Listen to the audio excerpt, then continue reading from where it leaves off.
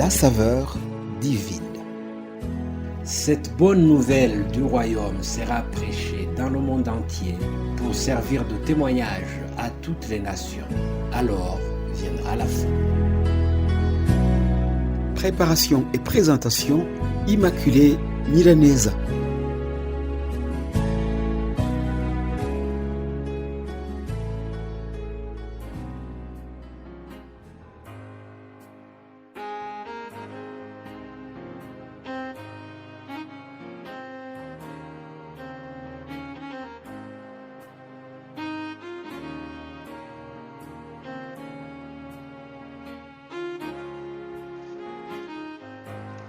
Shalom, shalom, chers amis de la saveur divine. Shalom, très chères auditrices et auditeurs qui m'écoutent juste aujourd'hui.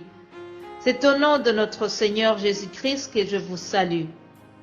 Dieu nous fait grâce d'arriver à ce jour, que toute la gloire lui soit rendue. Pour commencer cette méditation, louons l'Éternel ensemble sur base du psaume 27. L'Éternel est ma lumière et mon salut, de qui aurais-je crainte? L'Éternel est le soutien de ma vie, de qui aurais-je peur?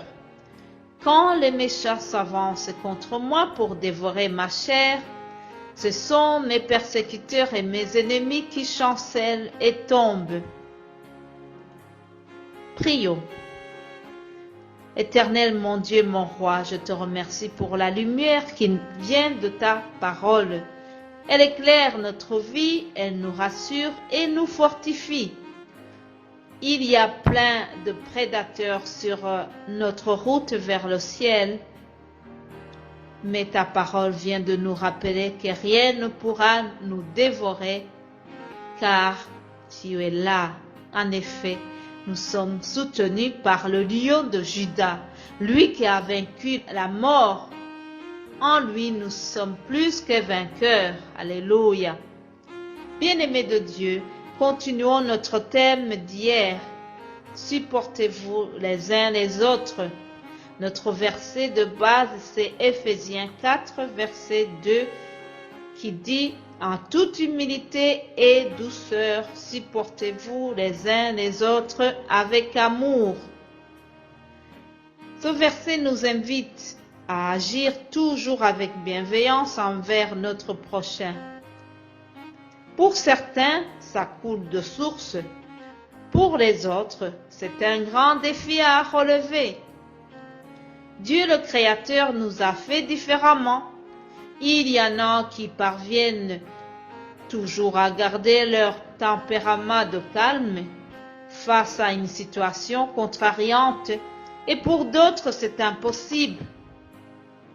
La maîtrise de soi, le bon comportement, la bienveillance et la tolérance sont toutes des attitudes qui font partie du caractère de Christ.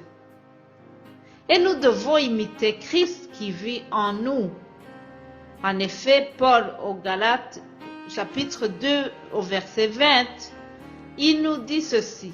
« J'ai été crucifié avec Christ, et si je vis, ce n'est plus moi qui vis, c'est Christ qui vit en moi. » Amen.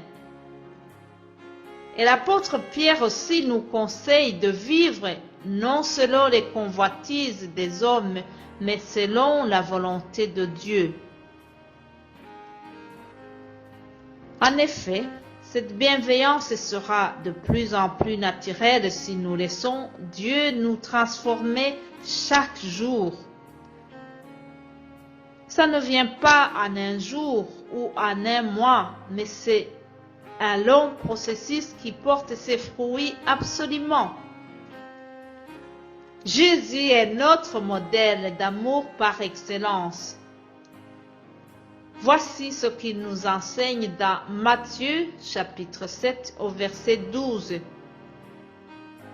Il dit, « Tout ce que vous voulez que les hommes fassent pour vous, faites-le de même pour eux. » Donc, avant de nous énerver et de répondre sèchement et parfois méchamment, posons-nous la question. Et si c'était moi, Supporterai-je qu'on me parle sur ce ton-là? Chers amis, si nous réfléchissons toujours ainsi, nous pourrons nous supporter les uns les autres et nous aurons réussi notre mission de partager le message d'amour et de pardon de Dieu à tous les hommes. Alléluia, Amen. Passez une excellente journée et je vous retrouve demain pour une autre saveur divine. Vous êtes bénis au nom de Jésus-Christ. Amen.